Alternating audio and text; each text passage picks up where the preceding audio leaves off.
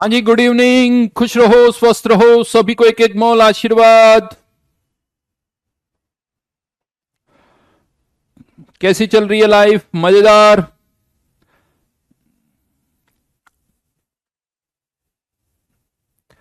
वैसे एक बात बताऊं, ऐसे ही बोल रहा हूं, 11th में जेई की तैयारी और 12th में जब आप आ जाते हो ना, देखो यार बेटा, सिचुएशन बहुत चेंज हो जाती है। एक बार तो 11th में थोड़ा सा लगता है कोई बात नहीं, कुछ छूट जाएगा तो वापस कर सकते हैं, थोड़ा टाइम है हमारे पास, कुछ बैकलॉग है तो उसको रिकवर किया जा सकता है। लेकिन एक चीज बताऊं, 12th में बिल्कुल टाइम नहीं मिलता। तो इसलिए मतलब 12th में अगर छूट गया ना तो छूट ही जाता है। वो वापस करना बहुत मुश्किल काम होता है, और इवन बात रिवाइज करना भी बड़ा मुश्किल काम होता है। तो सबके लिए एक सजेशन है, जो 11th में पढ़ रहे हो, आप 11th को ऐसे तैयार करो, इस तरह से हर एक चैप्टर को छोड़ो। यानी पुराने जितने भी चैप्टर्स है, आज के दिन सोचो कि क्या आपके वो सारे चैप्टर्स इस तरह से तैयार है कि अगर आपको वापस नहीं पढ़ना पड़े तो भी कोई प्रॉब्लम नहीं होगी। उनको जेई के लिए फाइनल टच दे दो, ये सोचो। यानी मैंने क्या कहा था आप लोगों से, कि जो चैप्टर होता जा रहा है, इमेजिन करो, इमेजिन करो एक सेकंड के लिए कि आपका जो रजिस्टर है वो खो गया। क्या आपका वो चैप्टर बिल्कुल तैयार है? उसको रिवाइज कर लो, याद कर लो, जो भी बातें याद करनी है, जो भी पॉइंट्स याद करने हैं, वो सब याद हो जाने चाहिए। इस तरह से करते जाओ तो 12th में बर्डन कम होगा, 12th में इतना लोड नहीं पड़ेगा। 12th में आप इसी तरह से रिलैक्स रहोगे। 12th में बर्डन किसको ज्यादा लगता है? जिनका 11th का बहुत सारा पार्ट आधा अधूरा होता है, या 11th पढ़ते हैं लेकिन धीरे धीरे भूलते जाते हैं, भूलते जाते हैं, क्योंकि आज अच्छी तरह से किया लेकिन कल कुछ भूल तो जाओगे ही।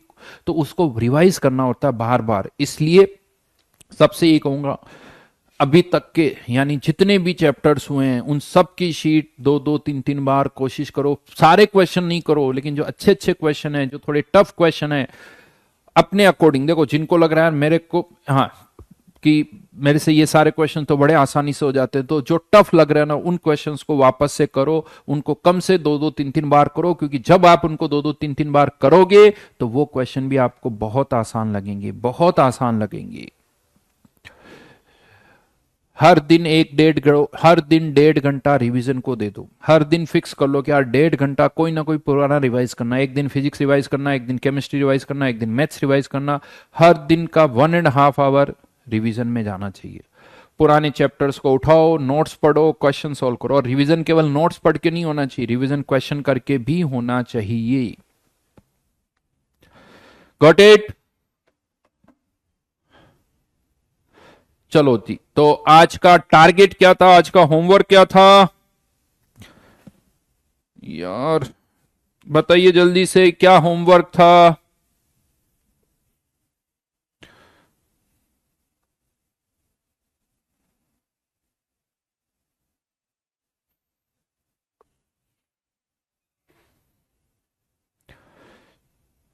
O1 रिडॉक्स में ना?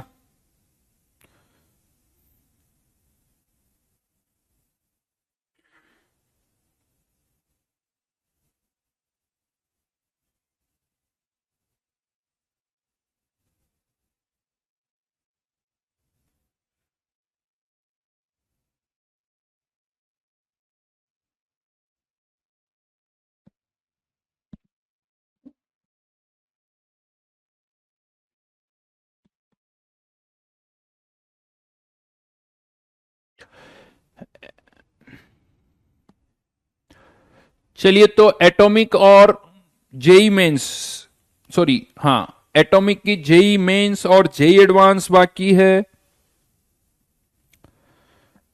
उसके अलावा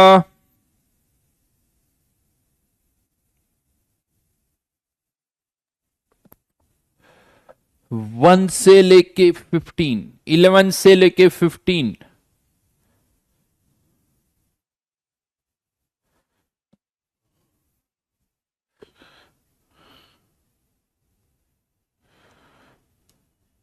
तो पहले क्या डिस्कस करें?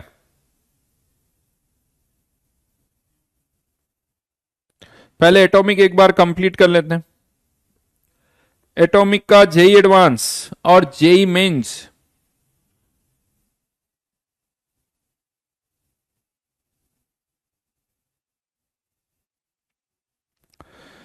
जल्दी से जेई एडवांस में जो भी डाउट था वो पूछ लो। जेई मेंस बहुत दिन से पेंडिंग है तो पहले जेई मेंस कर लेते हैं, कोई टेंशन नहीं है, कोई टेंशन नहीं है। जेई मेंस में कहां तक डिस्कस हो चुका है बताओ जल्दी से। जेई मेंस में कहां तक डिस्कस हो चुका है?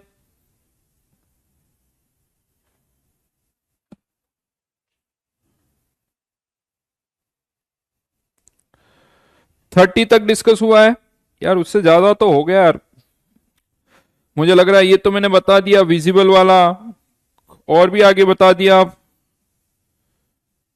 45 तक।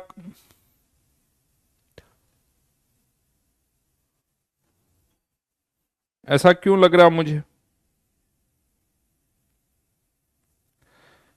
चलो मान लो 40 तक हो गया, 40 से आगे बताओ, 40 से आगे 42।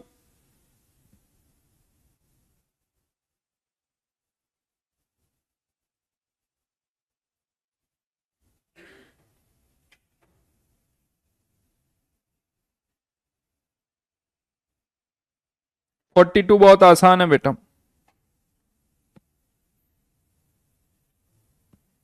42 चलो बता देता हूं।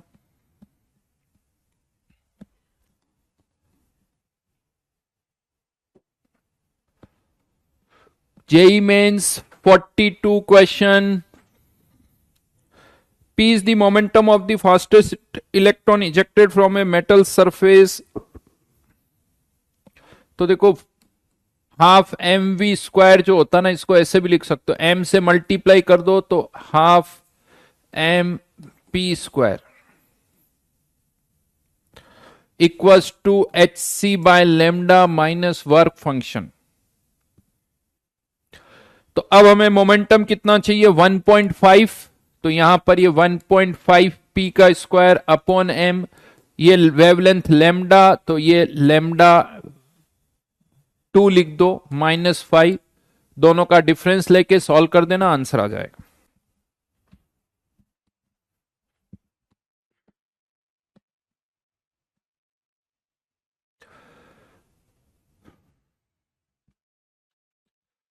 दोनों को सबट्रैक्ट कर दो, आ जाएगा आंसर।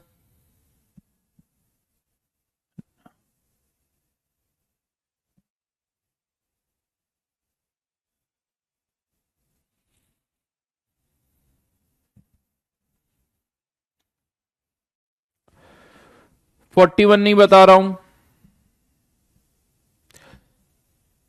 अच्छा एन, अरे एनर्जी का ऑर्डर बताना है, किसकी एनर्जी सबसे कम होगी। तो क्वेश्चन नंबर 41 में एन प्लस एल रूल लगा लो। N plus L rule, Aufbau principal.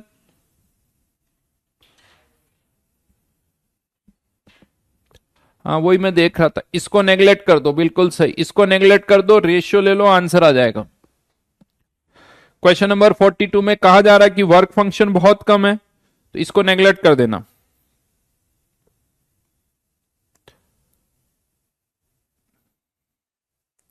Five को नेग्लेक्ट कर देना, आगे बढ़ो। 43,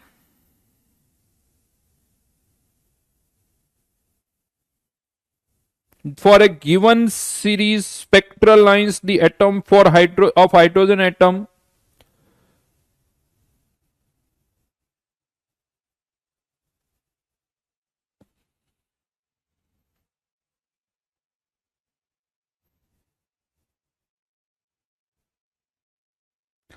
लाइमन सीरीज और बामर सीरीज के लिए मैक्सिमम और मिनिमम फ्रीक्वेंसी यानी फर्स्ट लाइन और लास्ट लाइन की फ्रीक्वेंसी का डिफरेंस निकालो। क्वेश्चन लेंदी है, क्वेश्चन नंबर 43 लेंदी क्वेश्चन है।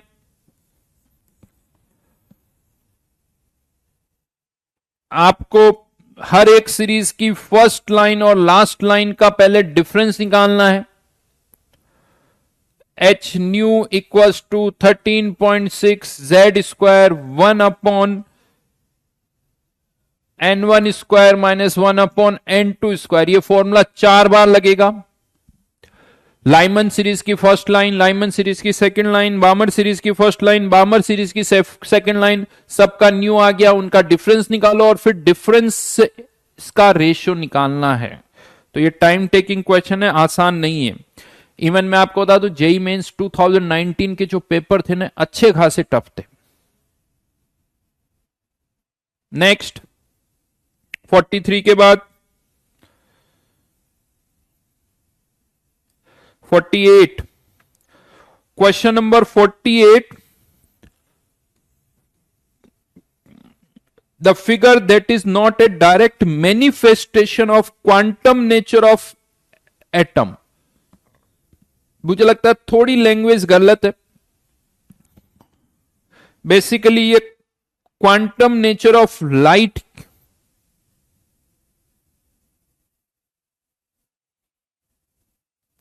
यानी यहां पर आपको यह बताना है कि इसमें से कौन सा केस जो है वो फोटोन की पार्टिकल नेचर का, फोटोन की यानी क्वांटम नेचर ऑफ एटम की बजाय लाइट होना चाहिए, लाइट की क्वांटम नेचर को सपोर्ट नहीं कर रहा है।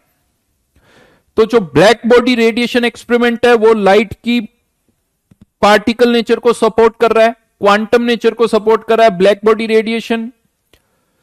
फोटो इलेक्ट्रिक इफेक्ट वो भी लाइट की पार्टिकल नेचर को ही सपोर्ट कर रहा है, फोटो इलेक्ट्रिक इफेक्ट भी। और ये जो अब्जॉर्प्शन स्पेक्ट्रम होता है कि ये वाली लाइन दिखेगी, ये दिखेगी, ये लिखेगी, एक इलेक्ट्रॉन इस पर्टिकुलर वेवलेंथ वाली लाइट को एमिट करेगा, इसको एब्जॉर्ब करेगा, ये सब तभी पॉसिबल है जब हम या तो एक पूरा फोटोन एब्जॉर्ब करें या पूरा फोटोन एमिट करें। यानी जो स्पेक्ट्रम है वो भी लाइट की पार्टिकल नेचर को ही शो करता है।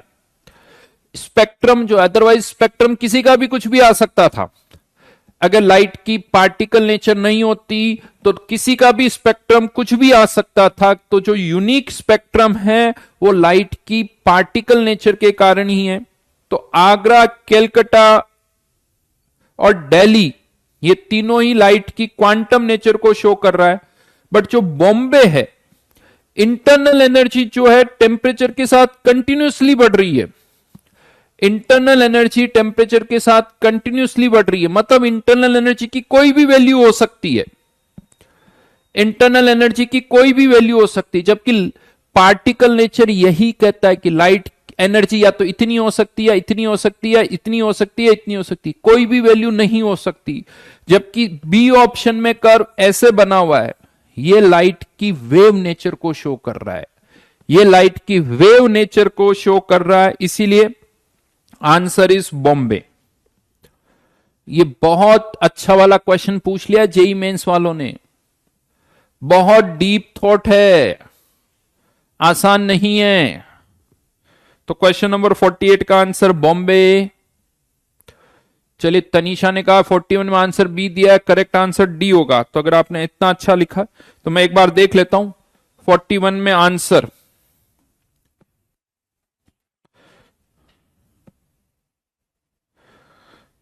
फर्स्ट में n प्लस एल की वैल्यू कितनी है 6, सेकंड में 5, थर्ड में 5 और फोर्थ में 4। तो सबसे कम फोर्थ में है, सबसे ज्यादा ये। तो बॉम्बे भी हो सकता है, दिल्ली भी हो सकता है। अब यहां पर अगर हमें देखना है तो 1s 2s 2p 3s 3p 3d,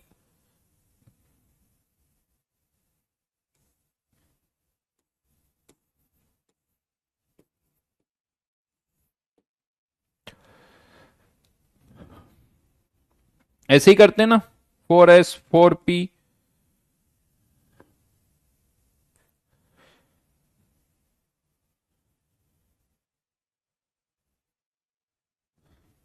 तो कौन पहले भरेगा, किसकी एनर्जी कम है, 1s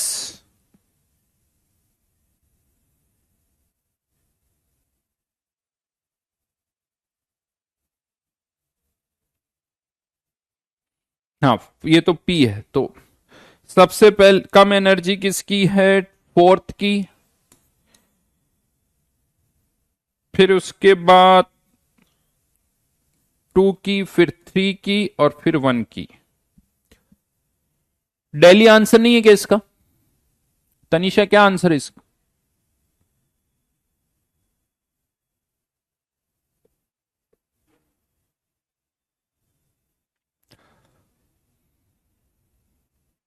अगर n प्लस एल की वैल्यू सेम हो तो जिसका n कम हो वो पहले भरेगा, राइट?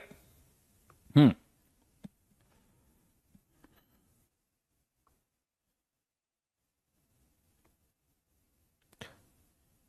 अब वो इंक्रीजिंग डिक्रीजिंग हो सकता है, ये इंक्रीजिंग ऑर्डर हो गया।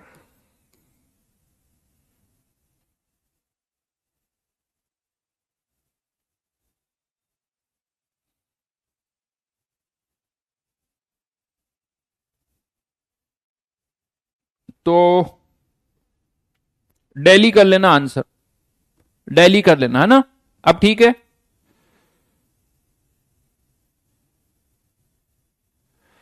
चेंज कर लेना, बी ही होगा। क्यों बेटा?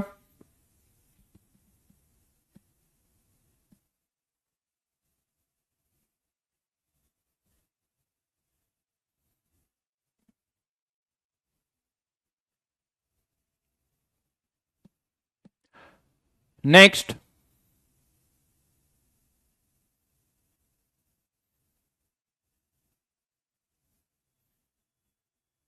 बिल्कुल वायरल या विरल, जिस एन प्लस एल रूल, जिसका एन प्लस एल कम हो वो पहले, और अगर एन प्लस एल की वैल्यू सेम हो तो जिसका एन कम होगा वो पहले फिलअप होगा। चलिए आगे बढ़िए। बेटा आलोक, अब तुम्हारा कमेंट तो कभी भी नहीं पढ़ूंगा मैं।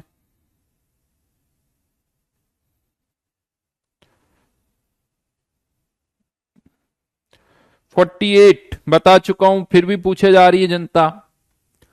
48 बता चुका हूं, फिर भी पूछे जा रही है, क्या करो अब उसका, है रक्षित? आगे बढ़ो। 50।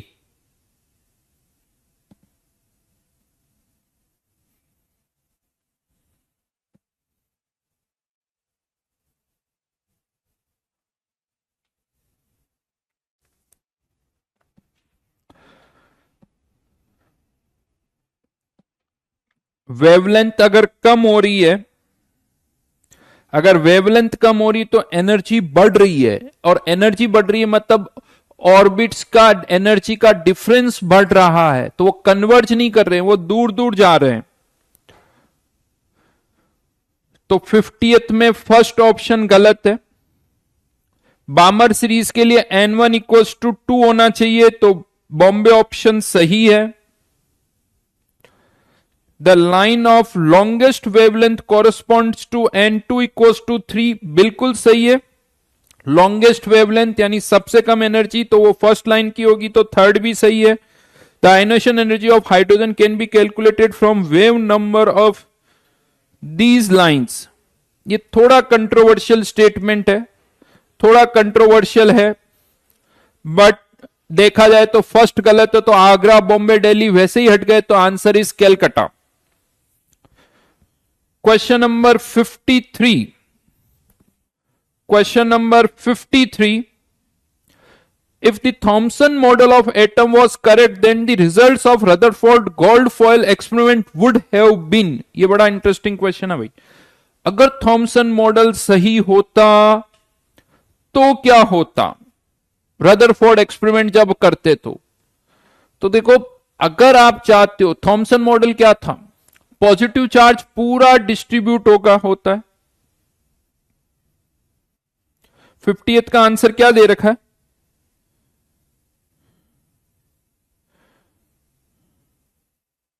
बॉम्बे। बॉम्बे कैसे आ गया यार?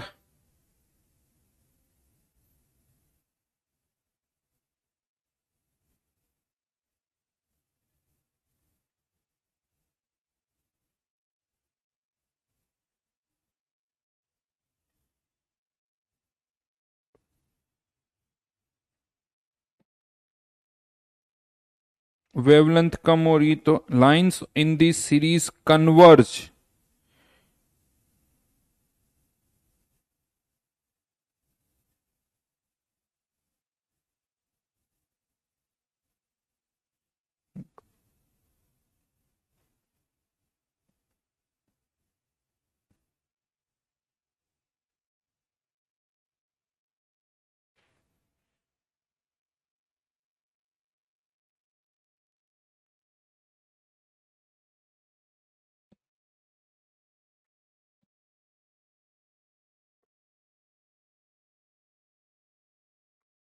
मैं और चेक करके बताऊंगा, बट मेरे हिसाब से 50th का आंसर जो है वो कैलकाटा ही होगा। अभी होल्ड कर लो, मेरे वेवलेंथ कम होगी।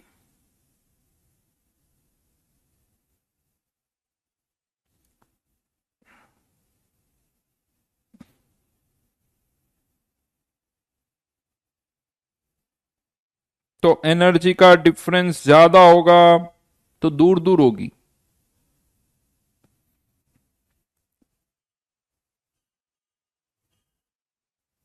होल्ड कर लो, चलो देखते हैं। क्वेश्चन नंबर उसके बाद कौन सा था? 53। Question number 53।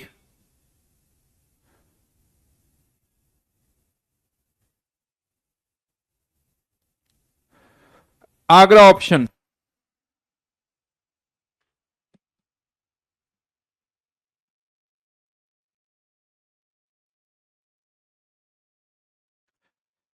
बॉम्बे देखो सीधा सीधा गलत है।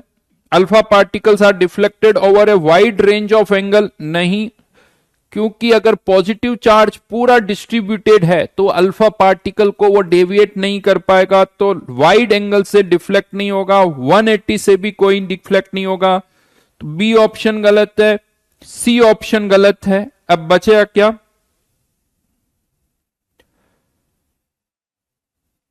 हाँ, डी ऑप्शन कह रहा है कि pass through the gold foil deflected by the small angles and with reduced speed. थोड़ी बहुत कुछ स्पीड कम होगी, थोड़ी बहुत कुछ स्पीड कम होगी, डिफ्लेक्टेड बाय स्मॉल एंगल्स, तो वो डी ऑप्शन सही है।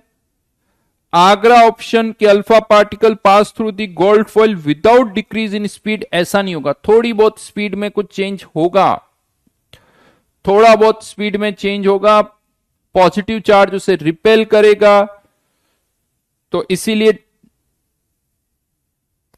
आगरा भी गलत है। Delhi is correct option. Next 52, correct statement about probability density. देखो प्रोबेबिलिटी डेंसिटी कभी भी it can negative for 2p, तो नेगेटिव तो किसी के लिए भी नहीं हो सकती। It can be 0 for 1s, 1s के लिए 0। प्रोबेबिलिटी डेंसिटी का कर्व 1s के लिए कुछ ऐसा आता है, तो इंफिनिटी पे जाके 0 होगी, तो 0, क्योंकि इंफिनिटी इन्होंने हटा दिया तो बी ऑप्शन भी फॉल्स हो गया। It can never be 0 for 2s, तो 2s के लिए 0 हो सकती भाई, 2s के लिए 0 हो सकती है। It can be 0 for 3p orbitals, तो यस 3p के लिए 0 हो सकती है, क्योंकि 3p का कर्व कुछ ऐसा होता है। तो आंसर इज दिल्ली। 2s के लिए भी 0 हो सकती, जिनमें रेडियल नोड है, क्वेश्चन नंबर 52 में जिनमें रेडियल नोड है उन सब में 0 होगी, जिसमें रेडियल नोड नहीं है उसमें नहीं होगी। 53 में बता चुका हूं, बाउंस्ड बैक करने के लिए हैवी न्यूक्लियस होना चाहिए। अगर पॉजिटिव चार्ज पूरा फैला हुआ है, पॉजिटिव चार्ज पूरा फैला हुआ है, वो कंसंट्रेटेड नहीं है, तो अल्फा पार्टिकल जो कि हेवी होते हैं उन्हें कोई रिबाउंड नहीं कर पाएगा, बाउंस्ड बैक नहीं कर पाएगा।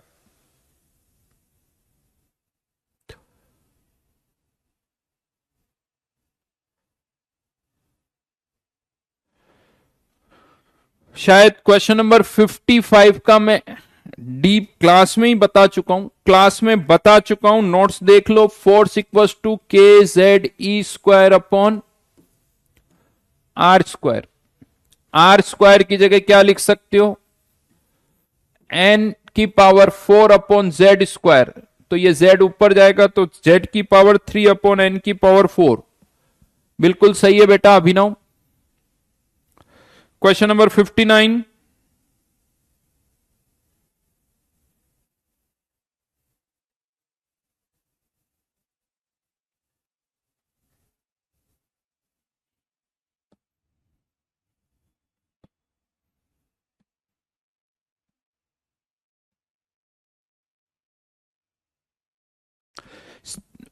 आपको यहां पर क्वेश्चन नंबर 59 में पोजीशन में एरर पता है, स्पीड में एरर निकालनी है, पुट कर दो। ए नॉट की वैल्यू दे रखी है,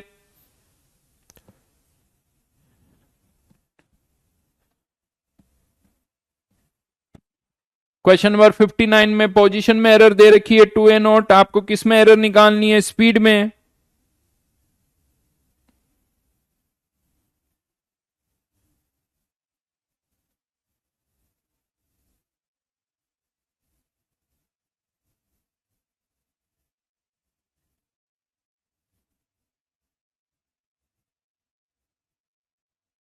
कहां डाउट है भाई इसमें, सॉल्यूशन दे रखा है फिर भी पूछते हो यार। सॉल्यूशन में सब साफ साफ लिखा हुआ है, कैलकुलेशन जरूर है।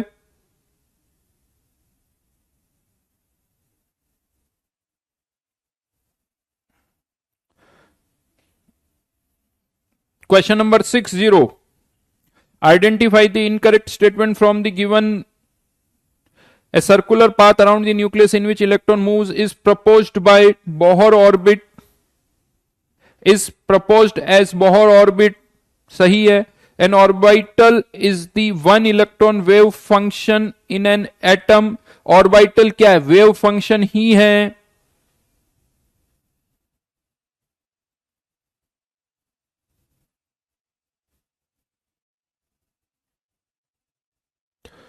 और डी ऑप्शन साफ साफ दिख रहा है, atomic orbital is characterised by the quantum number N L only.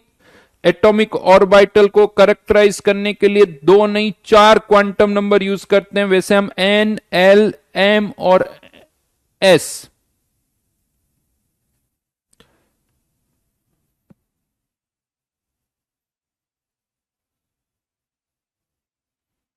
तो डी ऑप्शन गलत है, ऊपर इनकरेक्ट पूछा है, देखो वहां पर सुखप्रीत। क्वेश्चन नंबर 60 में आइडेंटिफाई द इनकरेक्ट ऑप्शन, और क्या दे रखा होगा।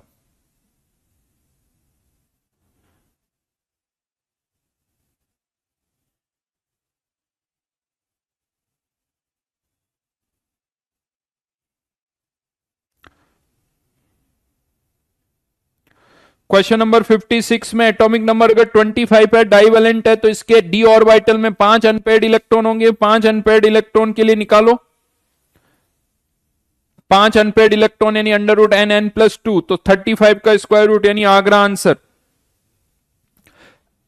अगर एटॉमिक नंबर 25 है तो डाइवेलेंट यानी एक तरह से 2 इलेक्ट्रॉन निकल गए, एस में से निकलते हैं, तो डी में 5 अनपेयर्ड इलेक्ट्रॉन है।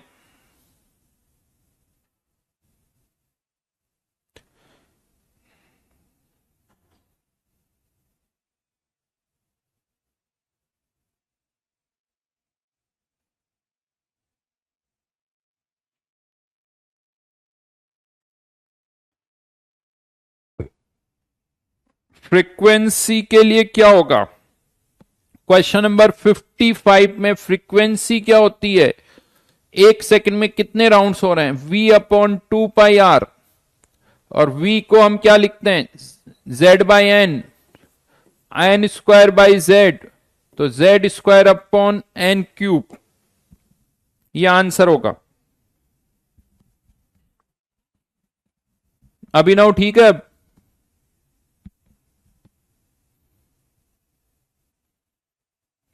चलिए डन। बट जेई एडवांस रह गई हमारी अभी भी।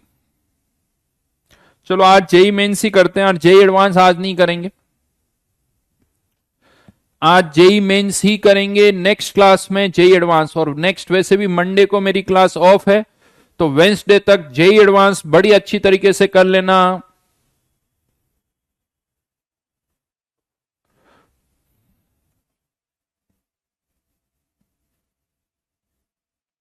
55 का क्या आंसर दे रखा भाई? जेई मेंस में क्वेश्चन नंबर 55 का क्या आंसर दे रखा है? कैलकाटा।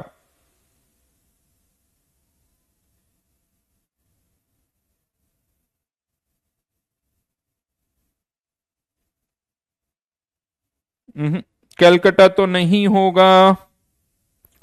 55 का आंसर गलत लग रहा है मुझे।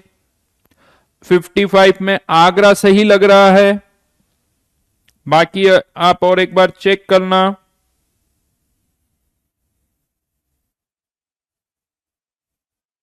और दिल्ली सही लग रहा है। 55 में क्या आंसर आ रहा है आप लोगों का, बताओ देखें। 55 में आप लोगों का आंसर क्या आ रहा है? कौन, आगरा, बॉम्बे, कलकत्ता, दिल्ली में से कौन से स्टेटमेंट सही लग रहे हैं आपको, जल्दी से बताओ। पीछे आंसर दे रखा है ए सी डी।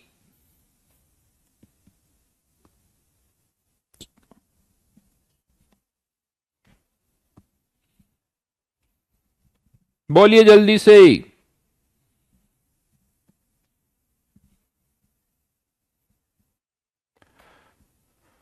क्या हो गया, कमेंट आने बंद हो गए क्या?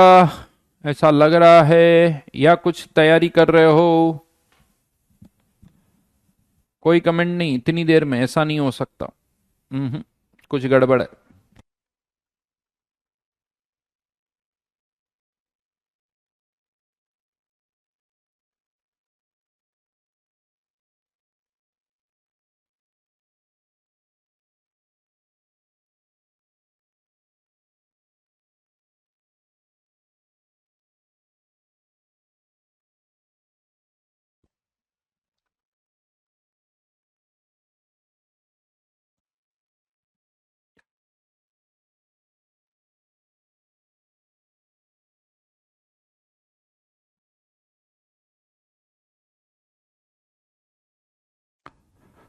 आगरा दिल्ली, आगरा भी सही है और दिल्ली भी सही है, तो इसका आंसर फाइनली डी हो जाना चाहिए।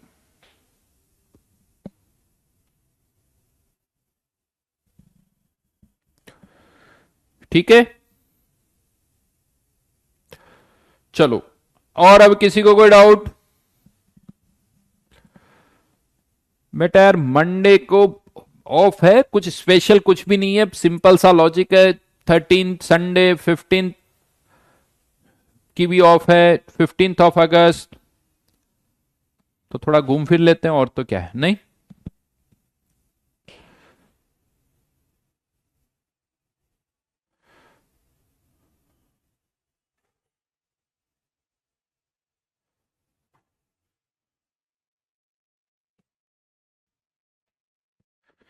फिफ्टी सेवन का कोई कह रहा आंसर गलत जी।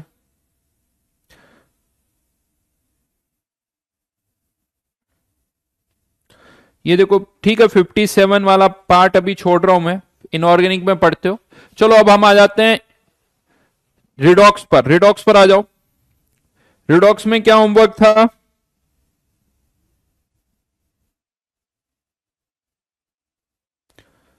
रिडॉक्स,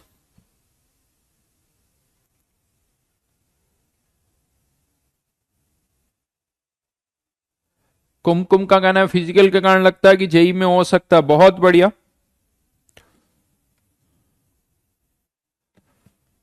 11 से लेके 15 तक है ना, ज्यादा तो नहीं दिया था मैंने।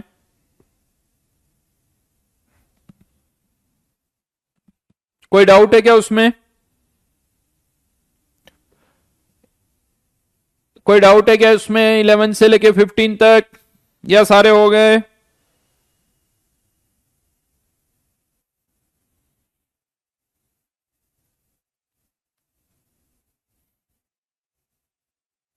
वैसे बहुत आसान है, हो गए सारे यार, इसमें डाउट मत पूछो तुम।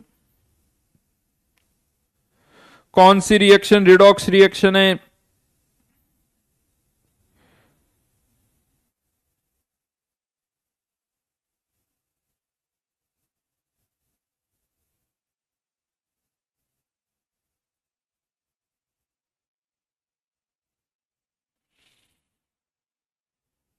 H2O2 converting into H2O plus O2, D option. बाकी किसी में भी कोई ऑक्सीडेशन नंबर में चेंज नहीं हो रहा है। ऑक्सीडेशन नंबर लिखिए। डिस्प्रोपोर्शनेशन का मतलब पता है क्या आप लोगों को?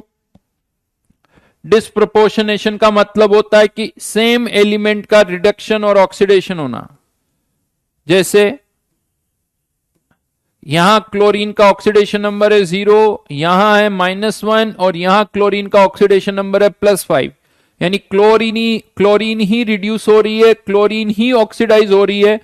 तो इसे बोला जाता है disproportionation reaction.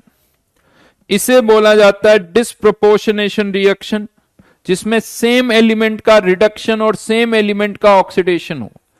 H2O2 converting into H2O plus O2, -1 यहां पर, यहां -2, यहां 0, यानी ऑक्सीजन एटम का रिडक्शन भी हो रहा है, ऑक्सीजन एटम का ऑक्सीडेशन भी हो रहा है। तो इसे कहा जाता है डिस्प्रोपोर्शनेशन। तो ये क्वेश्चन नंबर 12 में तीनों ही रिएक्शन डिस्प्रोपोर्शनेशन की है। क्वेश्चन नंबर 13 भी लगभग उसी तरह का है। उसमें आगरा, बॉम्बे, कलकत्ता तीनों ही डिस्प्रोपोर्शनेशन है, बट सेम एलिमेंट का रिडक्शन ऑक्सीडेशन होना चाहिए। और क्वेश्चन नंबर 13 में क्या हो रहा है?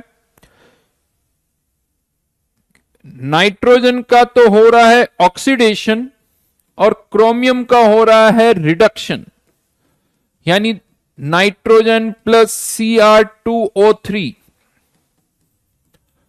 नाइट्रोजन यहां पर -3, क्रोमियम यहां पर +6, ये 0 और ये +3, तो डिफरेंट एलिमेंट है। इसीलिए क्वेश्चन नंबर 13 में डेली डिस्प्रोपोर्शनेशन का एग्जाम्पल नहीं है।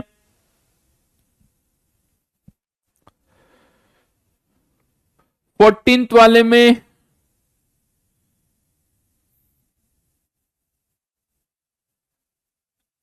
अच्छा, 14th वाले में सी ऑप्शन अभी होल्ड करो, बैलेंसिंग करेंगे तब समझ में आएगा। 14th होल्ड कर दो, 14th होल्ड कर दो। किसी ने वापस 11th के ए ऑप्शन की बात की। 11th का ए ऑप्शन ऐसे देखो आप, ए ऑप्शन में क्या हो रहा है? इसकी एक हाइड्रोजन को हटा के उसकी जगह क्या आ रहा है? पोटेशियम। एक हाइड्रोजन को हटा के उसकी जगह क्या आ गया? पोटेशियम। तो इसीलिए ये तो किस में कन्वर्ट हो गया? KHO2। और एक H जब यहां गया तो ये किस में कन्वर्ट हो गया? H2O। किसी का भी रिडक्शन, किसी का भी ऑक्सीडेशन नहीं हो रहा है यहां पर। ये ऑक्सीजन -1 में थी, अभी भी -1 में, ये -2 में, ये अभी भी -2 में। किसी का भी ना तो रिडक्शन हो रहा है, किसी का भी ना तो ऑक्सीडेशन हो रहा है।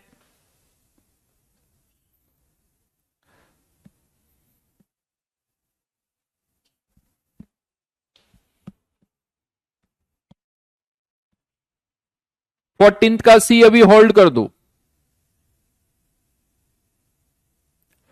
चलो 15th भी देख लेते हैं।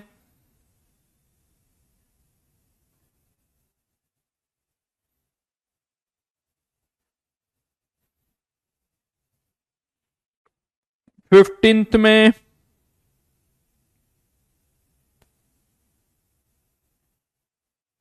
क्या डाउट है बेटा? 15th H2O2 acts as reducing agent. H2O2 कहां रिड्यूसिंग एजेंट की तरह बिहेव कर रहा है? तो जहां उसका ऑक्सीडेशन होगा, तो बी ऑप्शन में H2O2 Cl2 को रिड्यूस कर रहा है, Cl2 को रिड्यूस कर रहा है और खुद ऑक्सीडाइज हो रहा है। तो जहां O2 बन रही है ये खुद ऑक्सीडाइज हो रहा है, यानी किसी और को रिड्यूस कर रहा है। सही आंसर है, क्वेश्चन नंबर 15 में सही है।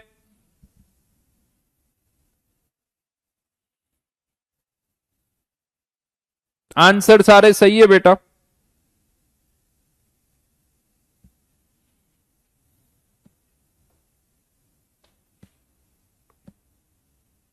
बता चुका हूं सब।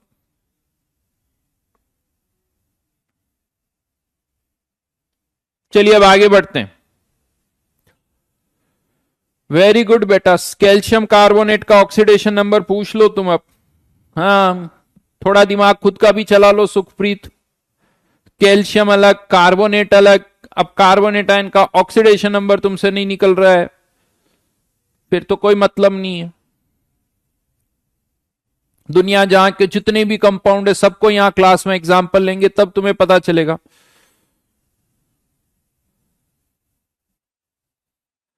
दिव्यांश, जो मॉड्यूल में आपको पीडीएफ में दे रहा हूं वो और जो ऑनलाइन आपको हार्ड कॉपी में मिल रहे हैं वो मॉड्यूल सेम है।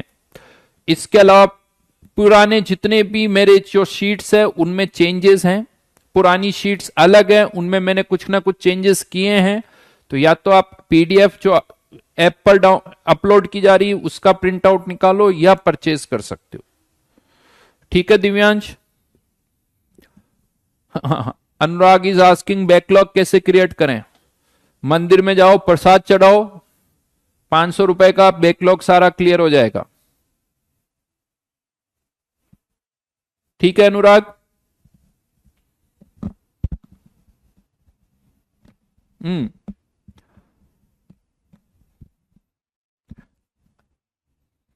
है ना।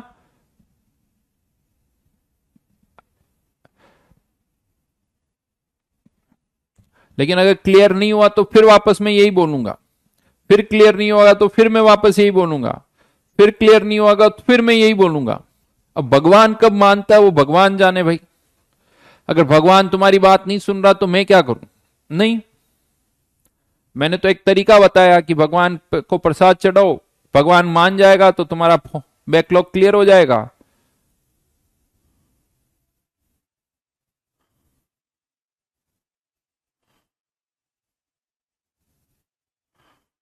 नहीं, बैकलॉग ज्यादा हो तो उसमें 5 के आगे जीरो लगाते हैं, 500, फिर 5000, और ज्यादा हो तो 50,000, और ज्यादा हो तो ऐसे ही करते जाना, और तो क्या है। निश्चित बेटा, या किसी ने पूछा कम प्रोपोर्शनेशन डिसप्रोपोर्शनेशन की रिएक्शन को उल्टा लिख दो।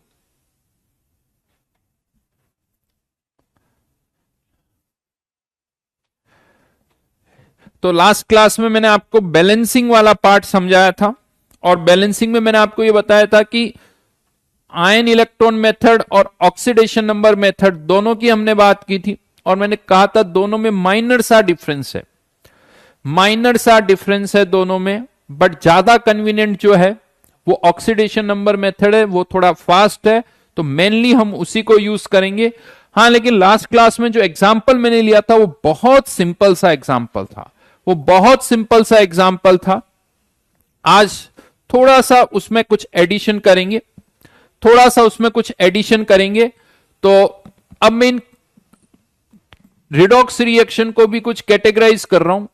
तो type 1 redox reaction, type 1 redox reaction, इनमें क्या हो रहा है, only one element undergoes oxidation and one other element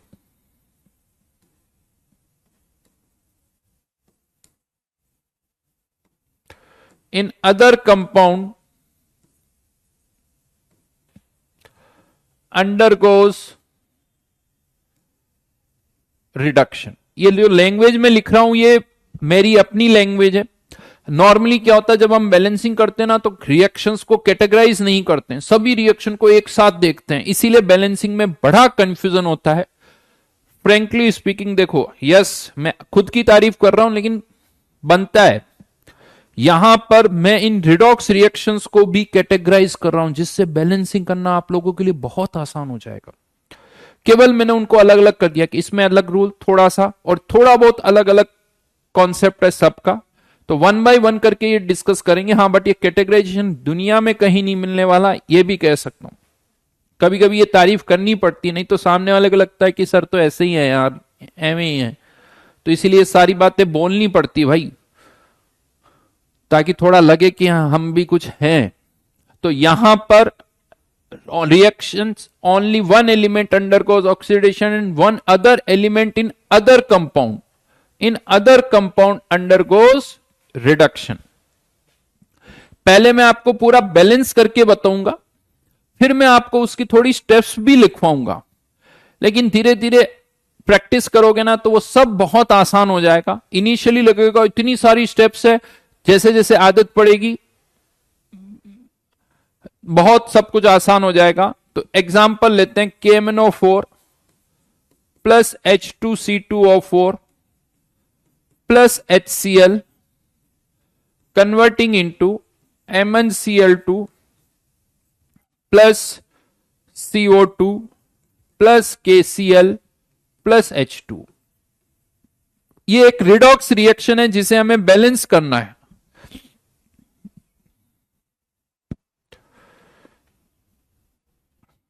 क्षितिज नहीं कह सकते हो, रिडॉक्स रिएक्शन अलग है, डबल डिस्प्लेसमेंट रिएक्शन अलग है। आयुष बेटा मॉड्यूल को कर लो तो ही बहुत बड़ी बात हो जाएगी। जनता को सर मॉड्यूल ही नहीं हो रहे, पूरे पूरे 50% नहीं हो रहे और तुम कह रहे कि module is NF for JEE advance. Module करके ढंग से मॉड्यूल कर लो तो फर्स्ट रैंक भी आ जाएगी तुम्हारी, सीरियसली करके देखना पहले पूरा, फिर बात करते हैं। और जो फर्स्ट रैंक लाए हैं, सेकंड रैंक लाए हैं, थर्ड रैंक लाए हैं, वो सब ने यही किया है। चलो अब इस क्वेश्चन पर मैं आ रहा हूं। सबसे पहले आपको क्या करना है, सुनो, अब बीच में कोई इधर उधर का पॉइंट नहीं। सबसे पहला काम, पहले ये आइडेंटिफाई करो कि इस रिएक्शन में किसका ऑक्सीडेशन हो रहा है, किसका रिडक्शन हो रहा है। यहां पर मैं आपको एक चीज बता दूं, हाइड्रोजन और ऑक्सीजन, देखो ऑक्सीजन O2 अलग चीज है या फिर परोक्साइड, इसके एग्जांपल्स में लिखवा चुका हूं, परोक्साइड या O2। अगर ये नहीं है तो मतलब ऑक्सीजन का ऑक्सीडेशन नंबर चेंज नहीं हो रहा है। तो यहां पर ऑक्सीजन यहां पर भी है, यहां पर भी, यहां पर भी है H2, बट इन सब में ऑक्सीजन का ऑक्सीडेशन नंबर -2 ही है।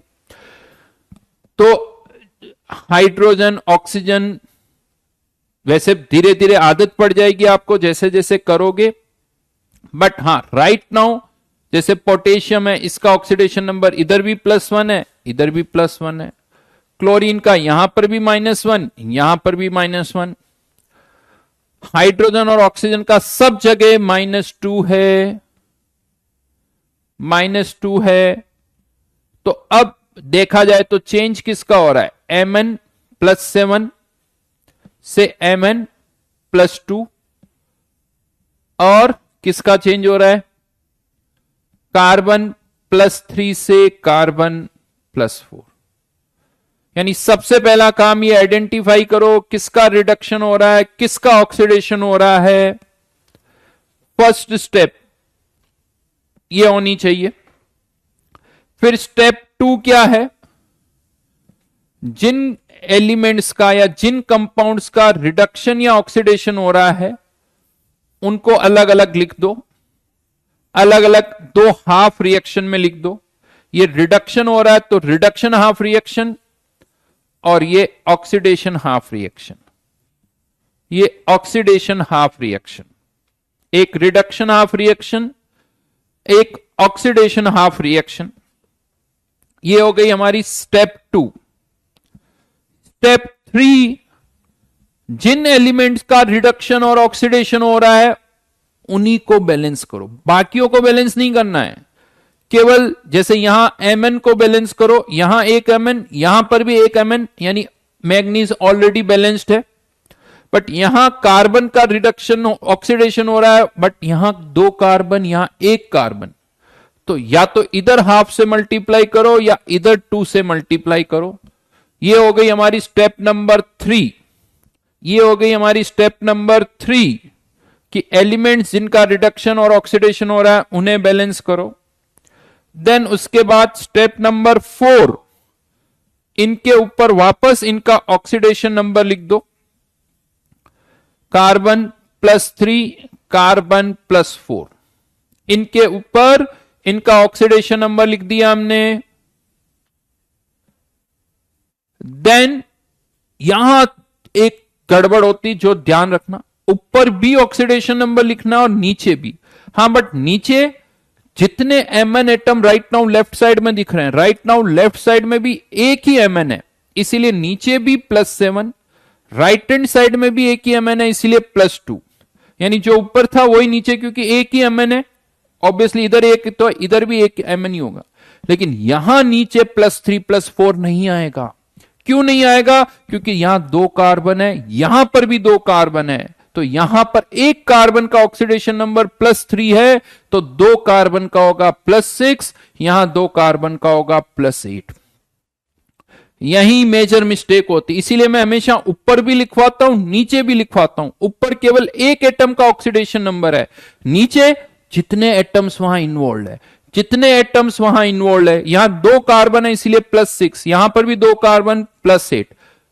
ये हो गई हमारी स्टेप नंबर 4। अब क्या करना है यहां पर? तो ऑक्सीडेशन नंबर में चेंज निकालना है। चेंज यानी +7 से +2, मैग्नीट्यूड से मतलब है, मैग्नीट्यूड से मतलब है, तो यहां चेंज कितने का आया? 5 का। +6 से +8, चेंज इन ऑक्सीडेशन नंबर कितना आया? 2 का। Change in oxidation number equals to 2, यहां 5। अब जैसा मैंने लास्ट क्लास में बताया था, ये चेंज पता है किसको रिप्रेजेंट कर रहा है? नंबर ऑफ इलेक्ट्रॉन्स को। यानी इस रिएक्शन में अभी आप कह सकते हो 5 इलेक्ट्रॉन या तो लूज गेन हो रहे हैं या लॉस हो रहा है उसका, या यहां पर 2 इलेक्ट्रॉन या तो लूज कर रहा है या गेन कर रहा है। ऑक्सीडेशन हो रहा है तो लूज कर रहा है, रिडक्शन हो रहा है तो गेन कर रहा है। तो यहां 2 इलेक्ट्रॉन इन्वॉल्व है, यहां 5 इलेक्ट्रॉन इन्वॉल्व है। इलेक्ट्रॉन्स दोनों तरफ बराबर होने चाहिए, तो इसको 2 से मल्टीप्लाई कर दो और इसको 5 से मल्टीप्लाई करके दोनों रिएक्शंस को ऐड कर दो, ताकि ये चेंज दोनों तरफ बराबर हो जाए। 2 से मल्टीप्लाई करूंगा तो यहां पर भी चेंज 10 का, 5 से मल्टीप्लाई करूंगा तो यहां पर भी चेंज 10 का, दोनों तरफ चेंज बराबर हो गया। इन दोनों को ऐड कर दो। अगर मैं ऐड करके लिखता हूं तो ये 2 से मल्टीप्लाई हो रहा है, ध्यान रखना, ट्वाइस KMnO4। और वो वाली रिएक्शन किससे मल्टीप्लाई हो रही है? 5 से, तो 5H2C2O4। एरो बना दो। ये 2 से मल्टीप्लाई हो रहा है तो ट्वाइस MnCl2, और यहां पर 5 से मल्टीप्लाई हो रहा है तो 2 तो ऑलरेडी यही है, 2 मल्टीप्लाइड बाय 5, तो ये कितना आ गया? 10CO2। मैंने मल्टीप्लाई भी कर दिया और साथ में दोनों को ऐड भी कर दिया। एक ही साथ दोनों चीजें कर दी मैंने, एक ही साथ मैंने दोनों चीजें कर दी।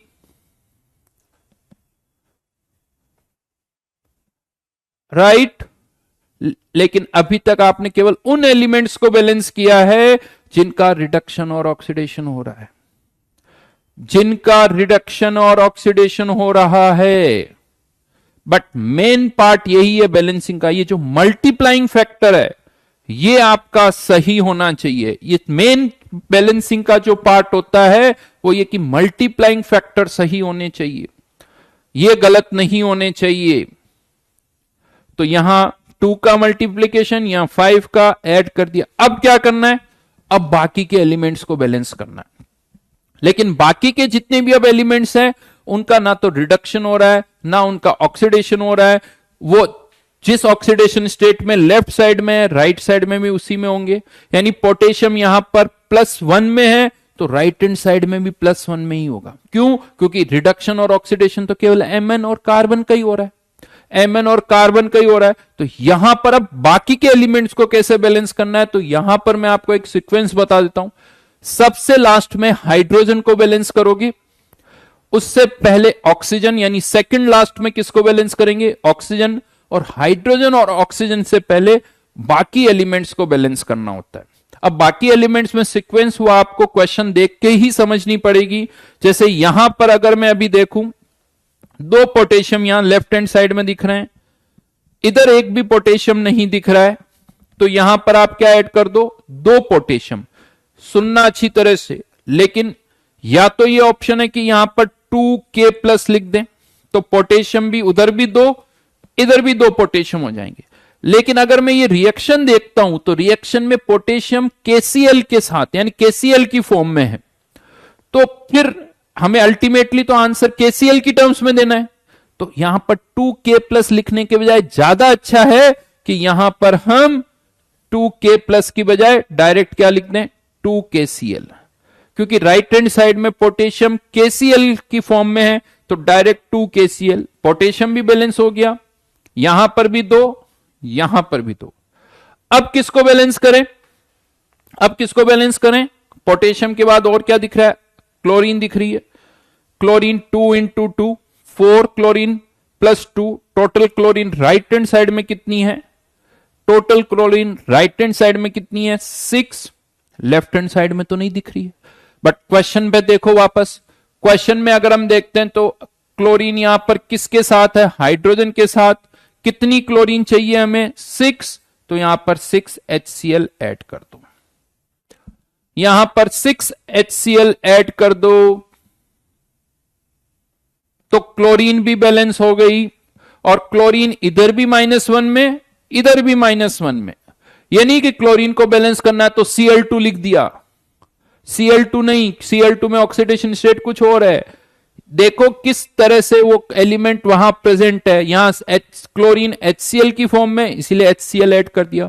यहां पोटेशियम KCl की फॉर्म में था, इसीलिए KCl ऐड कर दिया। अब किसको बैलेंस करें?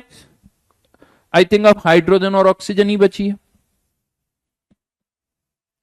अब हाइड्रोजन और ऑक्सीजन ही बची है, तो सब अब किसको करें? ऑक्सीजन को। काउंटिंग करो, ऑक्सीजन कितनी यहां पर? 8 और 5 × 4, 20 + 8, 28। 28 राइट हैंड साइड में 20, इधर ऑक्सीजन है 28, इधर ऑक्सीजन है 20, तो राइट हैंड साइड में कितनी ऑक्सीजन कम है?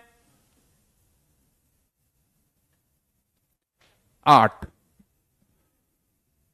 यानी 8 H2O।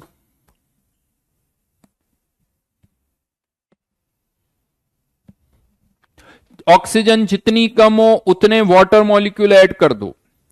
ऑक्सीजन जितनी कम हो जिस तरफ, उतने वाटर मॉलिक्यूल ऐड कर दो। राइट, उससे ऑक्सीजन बैलेंस हो गई। ऑक्सीजन को बैलेंस करने का यही तरीका है। और फाइनली अब किसको काउंट करो? हाइड्रोजन को। हाइड्रोजन इधर काउंट करें तो 5 × 2 10 + 6 16, 16, और यहां पर भी देखो तो 16। अरे वाह, हो गई है। तो अगर hydrogen by the way balance नहीं होती तो जिस तरफ जितनी हाइड्रोजन कम है हम उतने ही H+ आयन ऐड कर देते। अगर हाइड्रोजन बैलेंस नहीं होती तो हम उतने ही H+ आयन ऐड कर देते। राइट, अभी मैं बताऊंगा आपको, लेकिन बैलेंसिंग को चेक कर सकते हो आप, क्या आपकी बैलेंसिंग सही है या नहीं है। वो कैसे चेक कर सकते हैं? फाइनली जब बैलेंस्ड हो जाए रिएक्शन, टोटल लेफ्ट साइड का charge, total right hand side का चार्ज बराबर होना चाहिए। बराबर होना चाहिए कैसे? इस KMnO4 पर कोई चार्ज है? नहीं है। H2SO4 पर कोई, H2C2O4 पर कोई चार्ज है? नहीं है। HCl पर कोई चार्ज है? नहीं है। मतलब लेफ्ट हैंड साइड का टोटल चार्ज कितना है? 0। तो I think right hand side में भी अभी राइट टोटल चार्ज कितना है? 0। इधर भी 0, इधर भी 0। Reaction is balanced.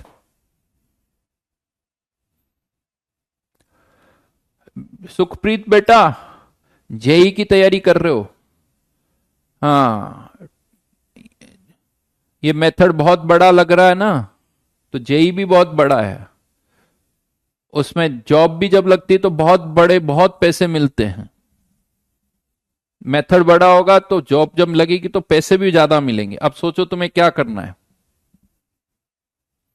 Hmm, you can decide your से, राइट। तो यहां पर ये फाइनल बैलेंसिंग हो गई।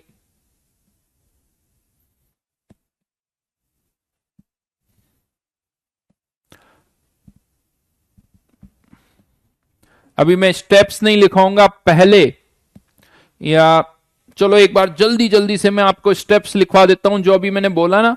Step 1, identify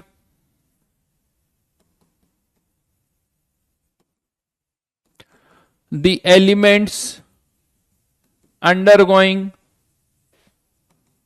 oxidation and reduction, oxidation or reduction. Step 1. Step 2, write separate half reactions, separate half reactions. Step 3, balance the element undergoing oxidation और reduction. जैसे हमने जिंक और कार्बन को बैलेंस किया था, बाकियों को बैलेंस नहीं करना है। Step 4, calculate change in oxidation number. Oxidation number में चेंज निकालो, ऊपर नीचे लिख के याद करो। ऊपर भी ऑक्सीडेशन नंबर लिखना था, नीचे भी ऑक्सीडेशन नंबर लिखना था, फिर उनके ऑक्सीडेशन नंबर का चेंज निकालना था। ये पूरा जो स्टेप है ये चेंज निकालना, उसके लिए पहले ऊपर ऑक्सीडेशन नंबर लिखो, ऊपर लिखो, फिर उसके नीचे भी लिखो कि कितने एमएन है, यहां कितने एमएन है, यहां कितने कार्बन है, यहां कितने कार्बन है। उससे क्या निकाल लोगे आप? चेंज। जब चेंज आ गया फिर क्या करो? Multiply each reaction by suitable factor, suitable factor, so that change becomes equal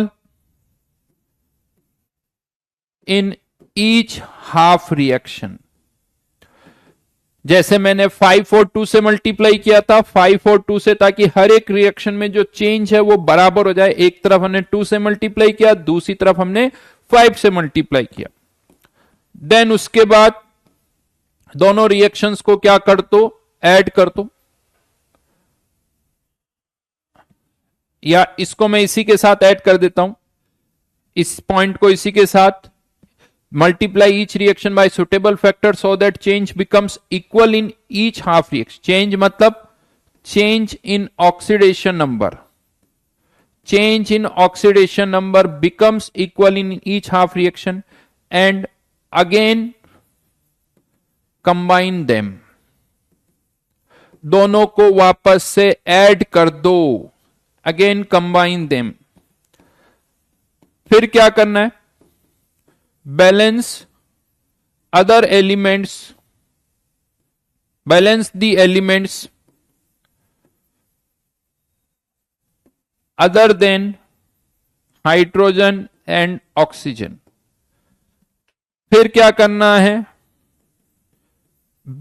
add required number of H2O to the side deficient in oxygen atom। जिस तरफ ऑक्सीजन कम हो उतने H2O ऐड कर दो। add required number of H2O to the side deficient in oxygen, and step 8,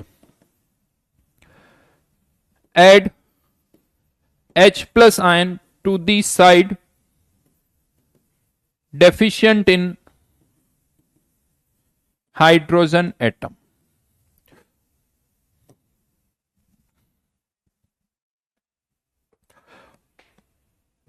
ये मैंने लिखवा दी है। देखो लिखने में थोड़ा बड़ा दिखता है लेकिन आसान है। धीरे धीरे करोगे तो आपको खुद को नहीं पता चलेगा कि कितनी स्टेप्स आप कर रहे हो। ऐसे जंप होगा, ऐसे लगेगा 3 ही स्टेप में हो गया, क्योंकि वो क्लब हो जाती है, एक साथ आप सारी कर सकते हो। तो वो प्रैक्टिस पर डिपेंड करता है, वो प्रैक्टिस पर सब डिपेंड करेगा, कितनी प्रैक्टिस आप कर रहे हो। लिख लिया आप लोगों ने ये?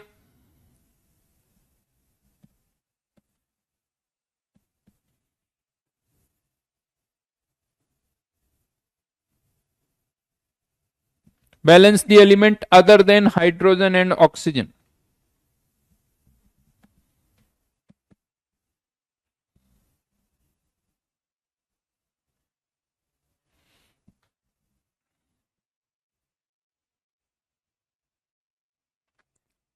Very good, very good.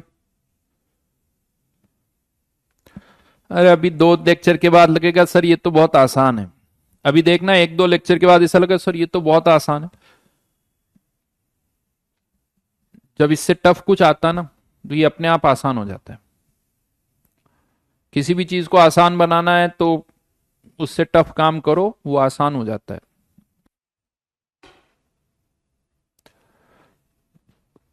चलो अब एक और क्वेश्चन दे रहा हूं यहां पर, वेरी गुड।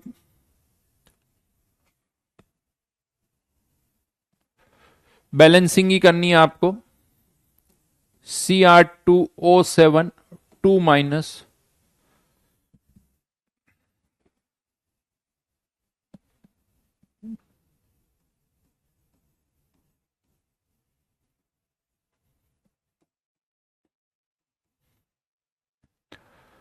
रुकना अभी, जब मैं कहूं तब लिखना।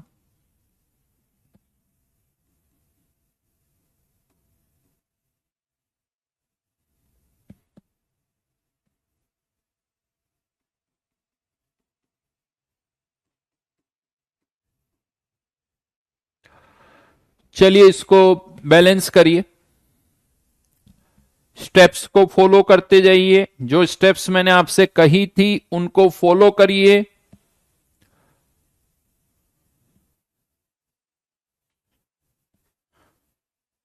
सर आप वेरी गुड क्यों है ही रहे हैं?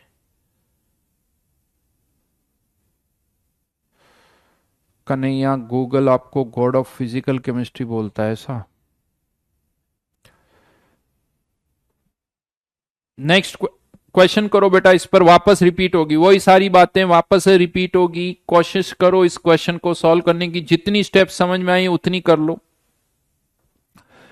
चंदन बेटा कुछ भी नहीं है 8th स्टेप में। हाइड्रोजन को बैलेंस करना है तो उतने H+ आयन ऐड कर दो जिस तरफ हाइड्रोजन कम हो, जिस तरफ हाइड्रोजन कम हो उतने H+ आयन ऐड कर दो। मेरे टेलीग्राम चैनल का नाम है AKK7007, physical chemistry bye AKK sir, physical chemistry bye AKK sir, या AKK7007। शायद इससे आ जाएगा, आ जाता है क्या इससे?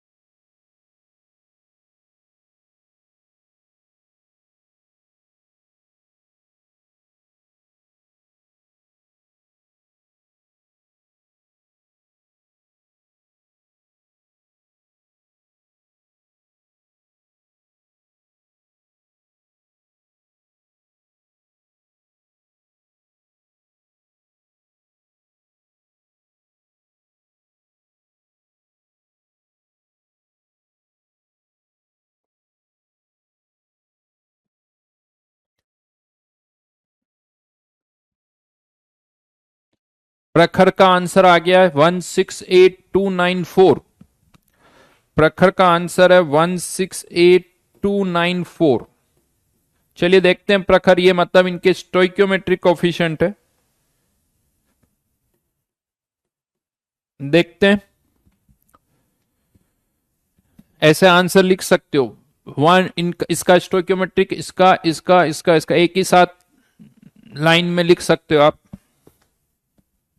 कॉमा लगा दो, ज्यादा अच्छा है, नहीं तो स्पेस दे दो। 168294 रुद्रा का भी वही आया है, पुलकित का भी वही, नहीं पुलकित ने 9 और उसमें थोड़ा इंटरचेंज है। अनुराग का आंसर कुछ बहुत अलग आया है बेटा। पुलकित का आंसर सही आया है।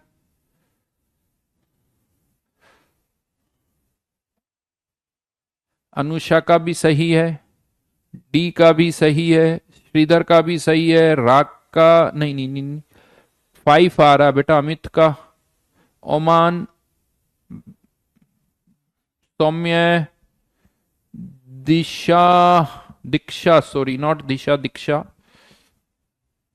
हाँ दीपक बेटा, अब तुम कहां गायब हो? फालतू के कमेंट करने में तो तुम आगे रहते हो, और अब आंसर देना है तो तुम गायब हो यहां से, इसीलिए तुम्हारा नाम नहीं लिया जाता। समझ में आई बात?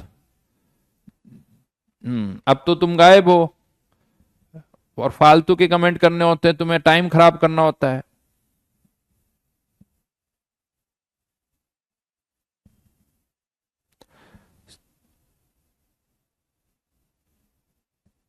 जतिन, गणेश, तनेश, रक्षित, प्रकाश,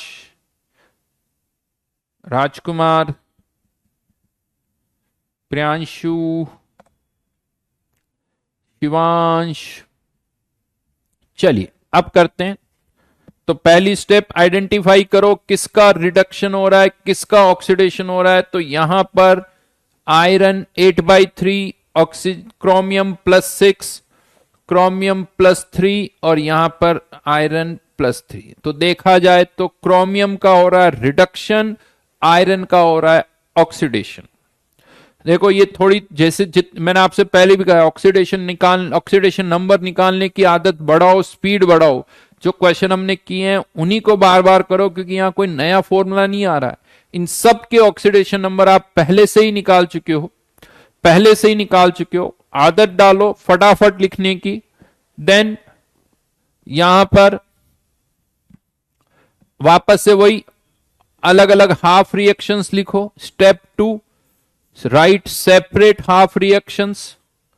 ये रिडक्शन हो गई और ये ऑक्सीडेशन हाफ रिएक्शन हो गई। ये हो गई हमारी स्टेप 2। स्टेप 3, जिन एलिमेंट्स का रिडक्शन ऑक्सीडेशन हो रहा है उन्हें बैलेंस करो। तो यहां 2 टाइम्स और यहां पर 2 और ये 3 टाइम्स। आयरन बैलेंस हो गया 6 और आयरन यहां पर भी बैलेंस हो गया 6। ये हो गई हमारी स्टेप नंबर 3।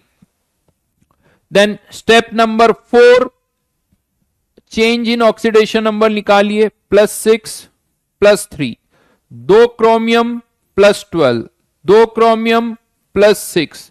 तो यहां चेंज कितने का होगा? 6 का। यहां चेंज कितने का हो गया? 6 का। यहां इसका ऑक्सीडेशन नंबर 8/3, यहां पर कितना है? 3, सब प्लस है। यहां 6 आयरन है, 6 आयरन है, 8/3 इंटू 6 विच इज 16। यहां पर भी 6 आयरन है, यानी यहां पर है वो 18, यहां पर है वो 18। तो यहां चेंज कितने का हुआ? यहां चेंज कितने का हुआ? 2 का। यहां चेंज हुआ 2 का। तो आपको इस रिएक्शन को तो कुछ मल्टीप्लाई नहीं करना है, इसको कुछ भी मल्टीप्लाई नहीं करना। इसको किससे मल्टीप्लाई कर दो? 3 से। इसको 3 से मल्टीप्लाई कर दो।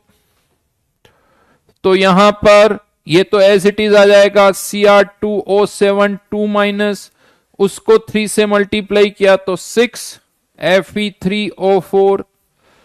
इसको एज इट इज वापस से लिख दो, ट्वाइस क्रोमियम +3, और इसको 3 से मल्टीप्लाई किया तो 9 Fe2O3। सही है ये आंसर, वेरी गुड। अब यहां पर किसको बैलेंस करना है? बाकी के एलिमेंट्स। और तो कोई यहां दिख ही नहीं रहा है, तो हाइड्रोजन और ऑक्सीजन ही बची। ऑक्सीजन को काउंट करते हैं, 7 + 24, 7 + 24 31।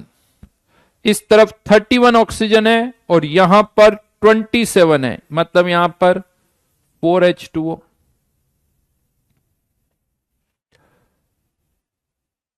और उसके बाद हाइड्रोजन को बैलेंस करो। इधर कुछ भी नहीं दिख रही है, लेकिन इधर 8 हाइड्रोजन एटम्स दिख रहे हैं। तो यहां पर अभी मैंने बोला था 8th पॉइंट, हाइड्रोजन को बैलेंस करना है तो उतने ही H+ आयन ऐड कर दो जिस तरफ हाइड्रोजन कम हो।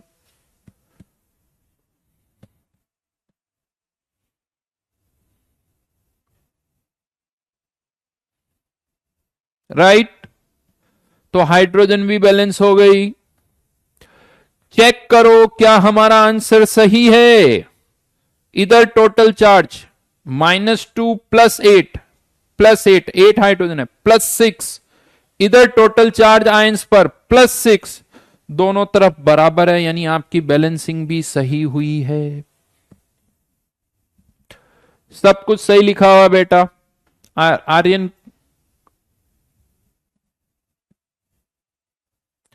3 से मल्टीप्लाई करूंगा 9 ही आएगा, तो 168294।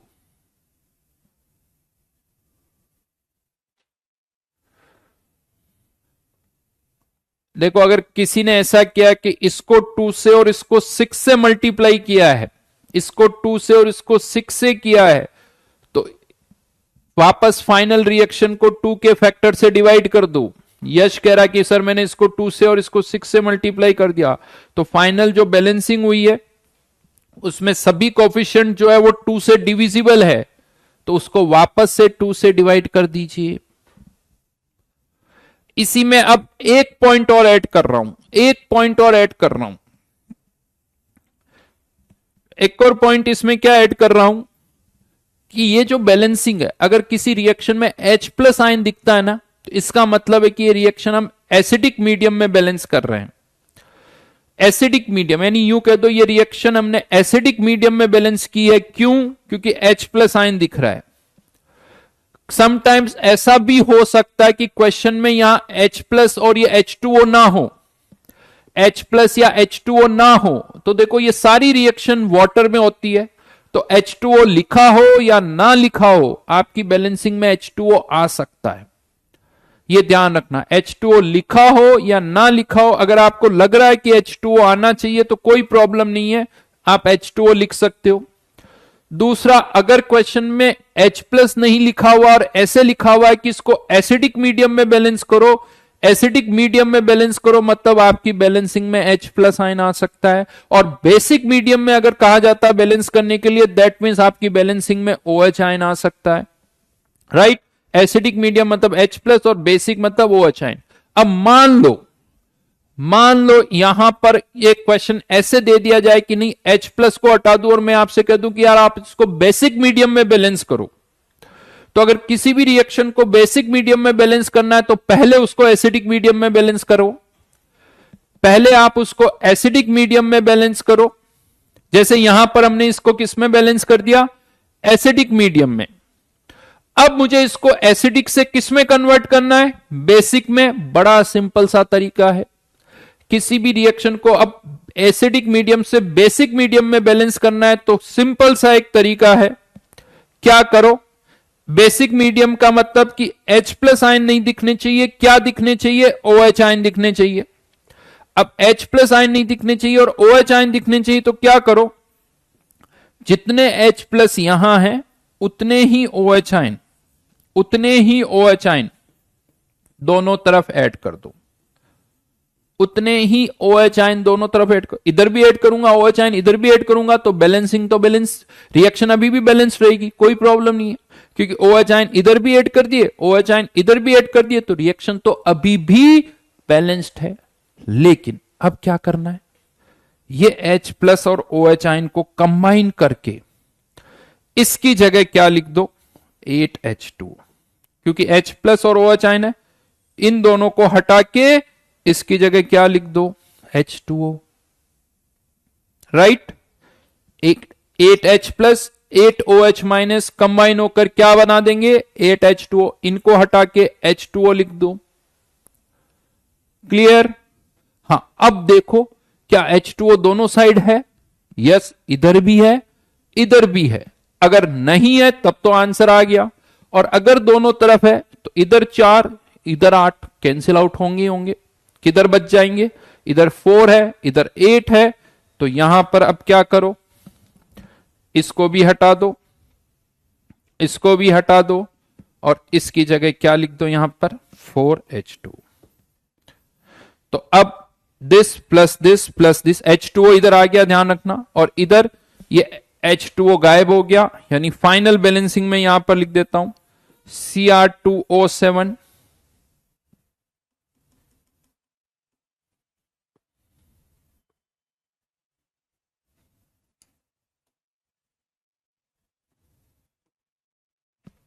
Cr2O7 2 minus 6 Fe3O4 plus 4H2O converting into 2 times chromium plus 3 9 Fe2O3 plus 8OH minus.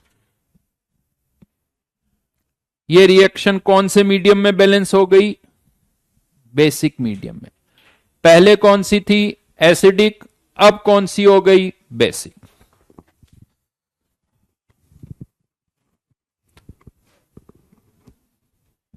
Comment नहीं चल रहे।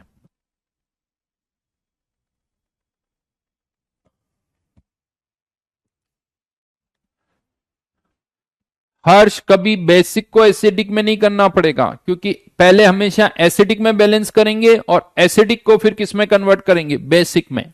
तो इसीलिए बेसिक को, हाँ वैसे करने का तरीका यही है, बेसिक को एसिडिक में करना हो या एसिडिक को बेसिक में करना हो तरीका वही रहेगा, लेकिन करना हमेशा हम एसिडिक से बेसिक का ही पड़ता है।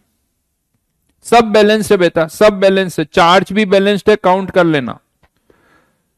इधर -2 इधर +6 और -8, चार्ज अभी भी बैलेंस्ड है।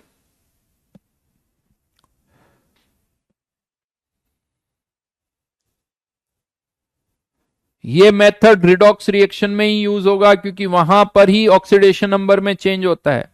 नॉन रिडॉक्स रिएक्शन में ये मेथड यूज नहीं कर सकते हो, वहां सिंपल हिट एंड ट्रायल से ही रिएक्शन बैलेंस हो जाती है।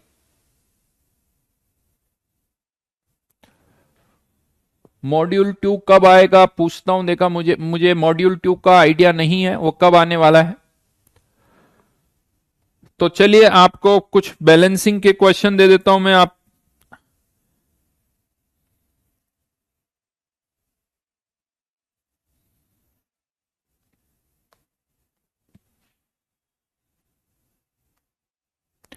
ज्यादा तो नहीं दे पाऊंगा अभी, क्योंकि अभी हमने ज्यादा किया नहीं है।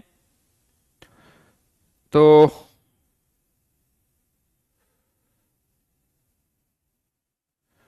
क्वेश्चन नंबर 4 और 5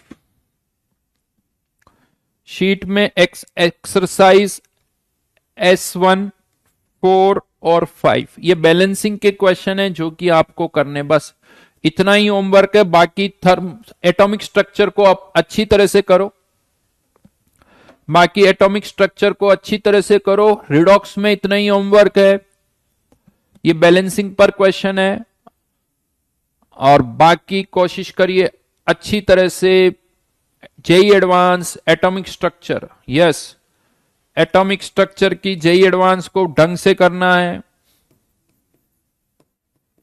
और जो भी एटॉमिक स्ट्रक्चर में बाकी बचा हुआ है वो करो। वैसे आप लोगों का टेस्ट भी है, तो all the best for test अच्छा करना, ठीक है। हाउ टू कवर बैकलॉग अभी थोड़ी देर पहले बताया था बेटा, मंदिर में जाके प्रसाद चढ़ाओ, हो जाता है, ठीक है। बिना पढ़े कैसे कवर होगा, पढ़ोगे तो कवर होगा, नहीं पढ़ोगे तो नहीं होगा, पढ़ो। चलिए बाय बाय।